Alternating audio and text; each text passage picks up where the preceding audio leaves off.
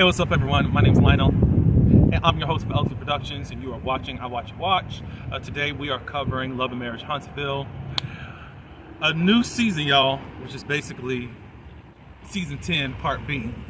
But really, it's season 11, episode 1. I appreciate everyone for coming to my channel. Please like this video. You can also subscribe if you're new, share it, and you can also comment. Now let's get into this week's episode. All right. So we start catching up with Tisha and Trish. It looks like Tisha's coming over to Trish's home, and they catch up, and they talk about a car crash that her son was in. He was in the hospital and all that. I didn't know any of that.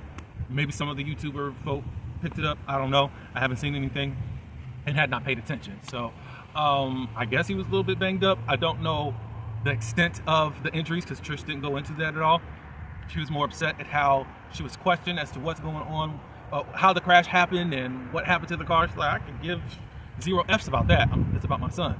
But I guess he's doing better. We see a picture of him in the hospital. He has the neck brace on and all of that. Again, we don't know the extent of his injuries, but praying that he has recovered all.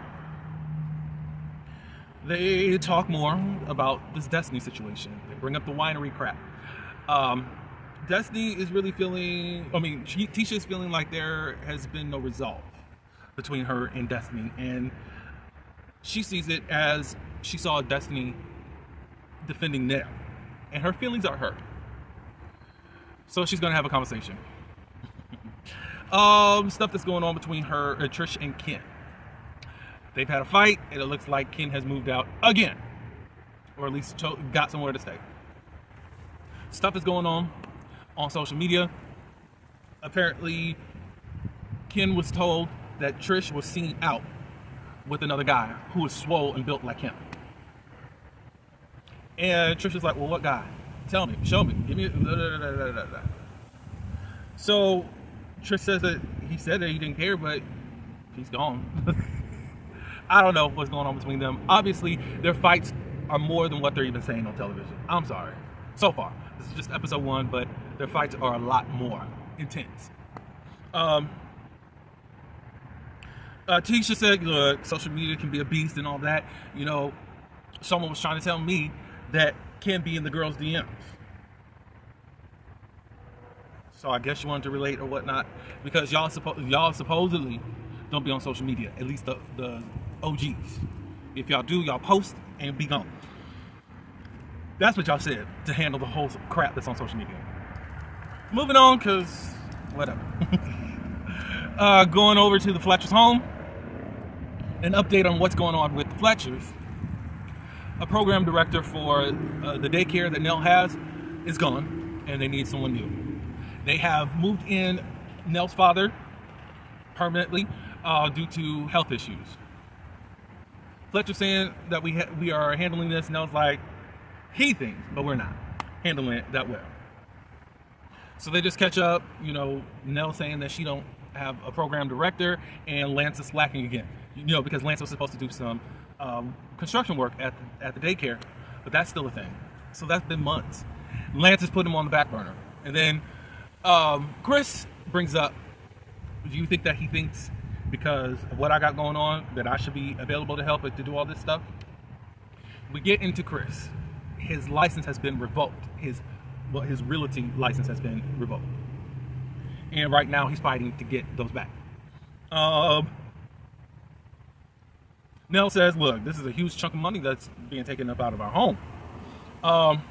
And Nell is tired. She's feeling overloaded. I'm saying some of the things that I'm saying because I'm like, no. And I'll get into that in just a minute. Yeah, they're taking in Nell's dad, Nell wants to know how, because Chris is just taking this so calm. It's just like, do you even care? And he's like, lady, I do care. And he said, you know, as the man of the house, you know, if I do cave under pressure and show all this, then it'll be a disaster. If all of a sudden he's showing all these emotions and stuff. So Nell looks out of whack and all that. No, he's putting on a brave front and he's trying to handle it the best that he can. He said, I can't show a sign of weakness. Then he was in his confessional, and I guess he's talking about these licenses. because he says, we make mistakes. I have to own it and correct it. I would really like to know what the claim is, and maybe I will go through the YouTube streets because, anybody that's not male, they got to find some incriminating evidence against these folks or make it up. More than likely it's made up, and sometimes there's truth. So I'll look around and see what's actually happening.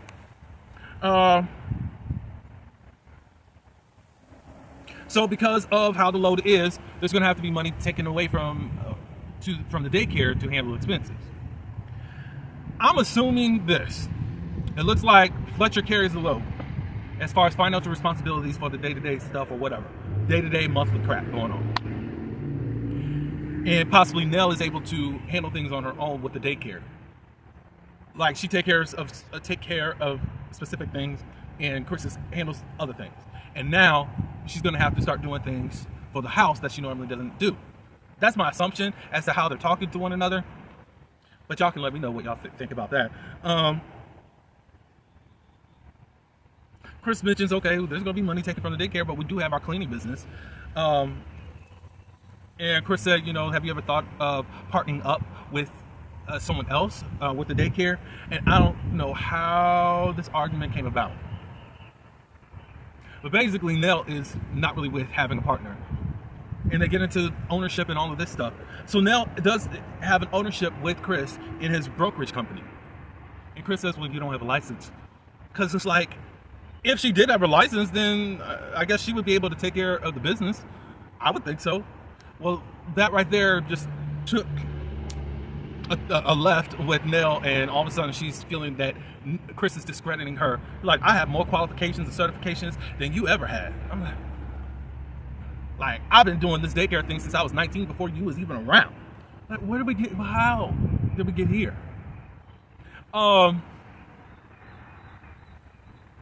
Although it seems like Nell is just this mean witch, I always take into consideration to what content creator, YouTuber, Erica, and what she says. Your girl Erica. There's a lot of things that Chris takes now from Nell because he knows that he effed up in the past with all his cheating.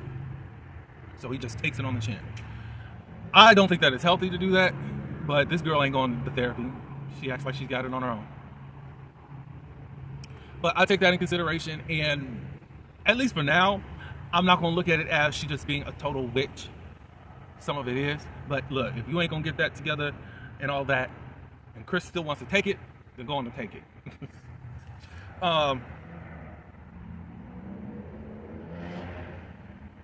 And then how she wanted to counter, even feeling like she was discredited. Now she's saying, well, you're on my payroll. I guess for the daycare. When he's out doing stuff, I guess Martell mentions when Chris goes out to Sam's to go get stuff, supplies for the daycare. I guess it was brought back to Nell and all that. And it's like, well, you sit up here telling Martell you doing this, doing that. You're on the payroll. You're supposed to be doing that. I'm like, where did this come from? Chris takes a dig, and then you take a dig, which was unwarranted. Anyways, still, Chris lets the rolls off his back. Chris counters that by trying to praise her. She said, you're doing a good job. And she says, I'm handling everybody but myself. Okay. And then Chris says, what can we do about that?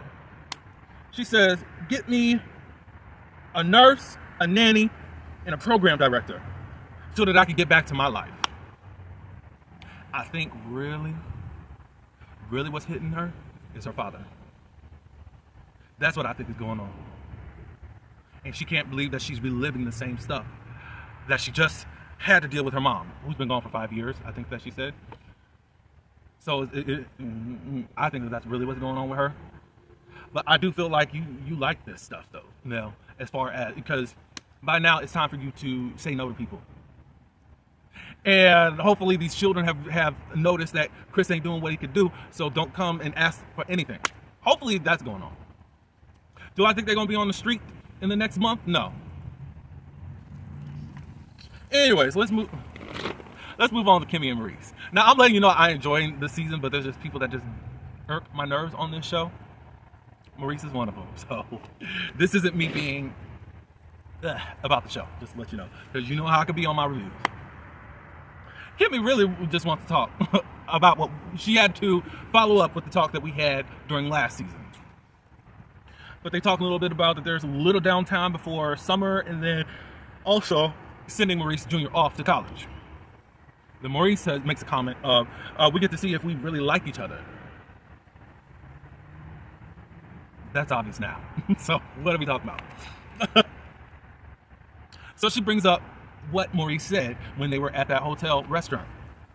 I want you to be happy, whether it's with me or without me. And she says, that wasn't a good comment, and it would be well for you to think through what you're about to say, especially when it pertains to your wife. Because that right there is just like, oh, so you don't really want to be with me? Like, you ready to let me go? How else is anybody supposed to take it? He was saying, in general, you should be happy.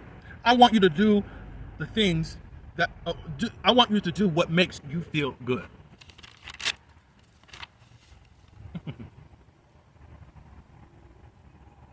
But she goes on to say, I just, look, you made a lot of different weird comments. And I've been with you for a while, and I think that we need to do better. And all this other stuff. Then he hits with, sweetheart, manipulation tactic. You're caught up on something different than what I said.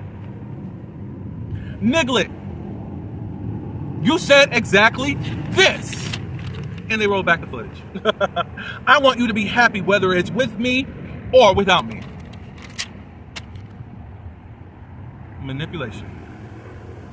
And then you try to use the whole sweetheart. Trying to be, what is it called?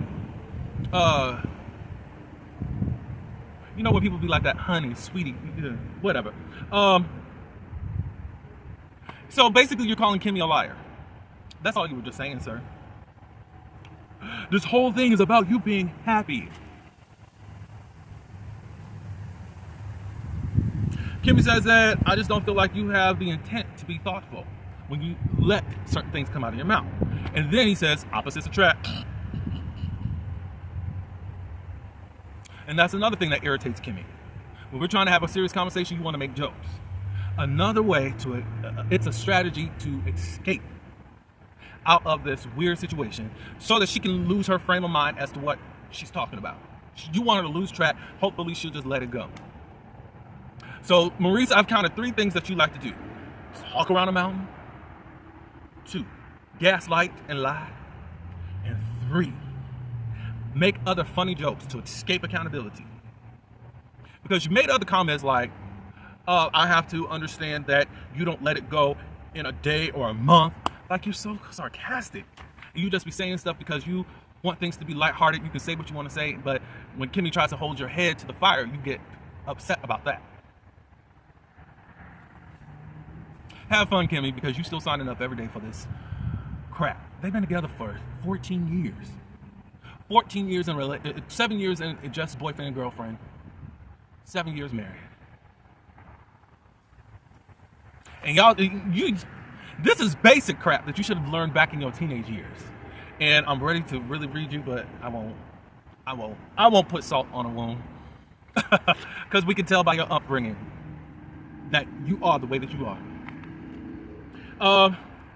I need you to know that I love you. Kimmy says, at the core, there's nothing that you wouldn't do for me. I don't have any doubt. Will he abstain from sex while you're going through cancer? I'm just asking a question. Kimmy. Have fun.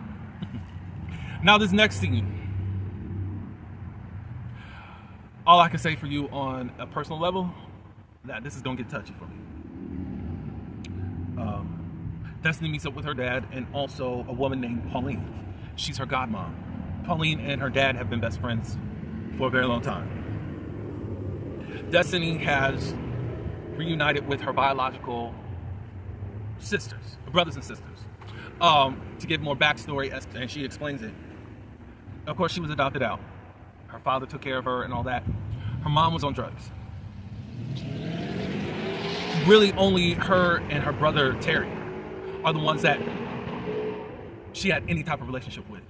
When she was 6 years old, she was taken from her home, and she remembers the day that she was taken away. Her and Terry were holding on to each other because they didn't want to be taken out of the home. She didn't know any other of the other brothers and sisters because when the mom did deliver, those children were taken away immediately. But they've reunited, I guess, so far through social media and all that. And now she's going to go meet them. She's also going to have a conversation with her mom. The last time she did, which was like she said 3 or 4 years ago, that it was pretty hard and it didn't go over so well. She's going to tell them. She's going to tell her that she's meeting up with her biological children, but they don't want to meet her. And she knows that her mom's not going to have a good time with it because she has a sense of entitlement because she wears the title mom. Because I brought you into this world. That's basically her standpoint on all of this stuff. That's a lot, y'all. Yeah. The most I'm going to say is that I can relate. And that was the end of that. All I know is that Destiny's going to be pulling on my heartstrings. I'm not saying that I'm afraid. It's just going to be a lot. So we move on to Martell, Chris, and Ken. Now, you know I don't want to see this dude. Martell. He's getting his car washed. He got one of them Jeeps, whatever you want to call it. Bigger sized trucks. Probably for his masculinity, but he is a construction person, so. But anyways, Chris comes, Ken comes. He's following up as he's about to get into a new business venture, Martell, and this new relationship. We talking about ponytail. That's all we talking about. New relationship. Y'all been ucking for so many years. Stop it. They talk about Destiny. There's this listing. She don't know what's going on with her. Chris passed it down and said, give it to Destiny because he was looking out for her. No, you can't sell anything right now. Your license is revoked. Let's stop that. Let's stop that because if your license was in full effect, you would have taken that as you were trying to compete with her before the break. But Destiny isn't really taking it serious, or at least jumping on it as fast as Martell wanted her. When he brought it to her attention, I got to do this podcast, and then I'll get to you. And she has not contacted him, and it's been a week. I mean, go on to the next person. It's cool that you gave first dibs to it, but move on. That's all you got to do. Chris does start talking about the license being revoked. He says that he was looking out for someone, and he feels like he got set up in this whole situation, and they ended up going to the commission about it. Again, I got to find out exactly what it was. Hopefully the people are telling the truth in the YouTube streets, but I am nosy and curious. Because if you saw from the trailer, people are feeling some type of way that Chris got this stuff going on, but him and his wife always in other people's business.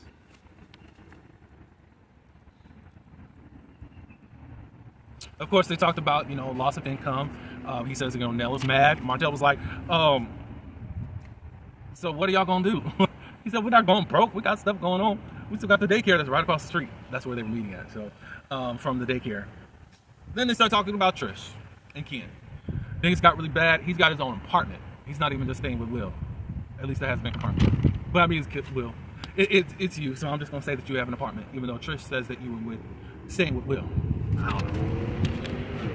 Did I say this when she was talking with Tisha? Because Tisha asked, is marriage still on the table? Are y'all still talking about marriage? And Trish is like, I'm not. So basically it's over. Let's see. Martell was like, you got to get a 25-year-old. And Kim was like, no, they're too dumb for me. And Chris was like, you just speaking about some 25-year-olds so you can control her. Martell, as educated as he is, went on to say that you got to control her or she's going to control you.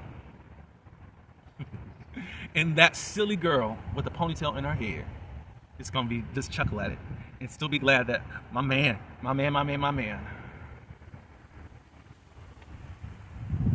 If you don't, they will. We're done with that. Let's move on to Taco Tuesday with Kimmy, Tisha, and Destiny. Kimmy kind of brings things up to get these ladies talking about the whole situation between really not feeling like Destiny is loyal. Long story short, from what I gathered from that scene, Tisha is making up this beef based off of assumptions and the overthinking in her head of things that has not even manifested. She feels like Destiny's going to either have to be neutral or pick a side. Destiny feels like she has. Destiny has apologized for even making her feel a certain way. Tisha talking about, you're sitting up here and shunning my feelings. She didn't say exactly that, but that's basically what she said. It's like, what are you talking about? I've apologized, I've acknowledged how you felt and all that before, and I'm not kissing B-U-T-T. Oh, second verse, same as the first. Don't y'all remember for years, Kimmy and Tisha were going at it? All because Tisha wanted Kimmy to take her side and not Mel's. You're now talking about you need this neutral person out of Destiny, but that's not enough for you. You want her on your side. I felt like you were defending her. Shut up. Shut up. Shut up. Shut up. It's the same thing. I don't know how they got over their crap, but the Kimmy and Tisha, but they did. It's just not worth me to really go in line by line because I'm like, this is so stupid. But it gets worse. All because Tisha can't have her way. That's how I see it. We'll see what happens in episodes to come. So we got 15 more regular episodes, and then, we have a reunion. So that's going to be interesting. So we got, until like May or so? That's cool. We'll be fed for a while. Possibly we'll get our Houston show back. I'll be happy about that.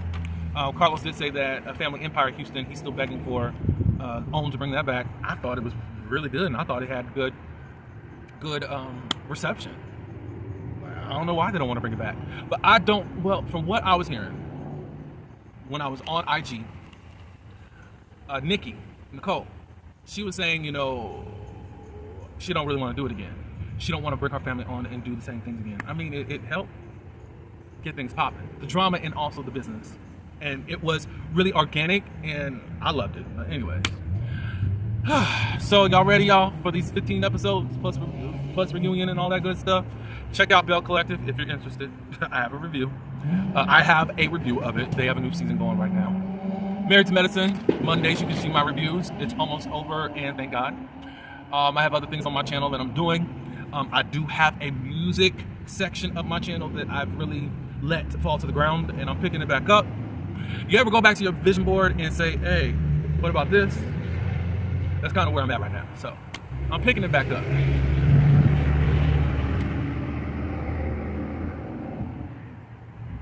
I'm picking it back up. So you'll see more content. You'll see me covering a lot more independent web series that are out there, whether it's actually non-fictional or like the produced web reality. You'll see that also. So stay tuned. Make sure that you subscribe and hit that notification button so you know what's going on over here. I appreciate you for coming. Like, comment, subscribe. Until the next one, peace.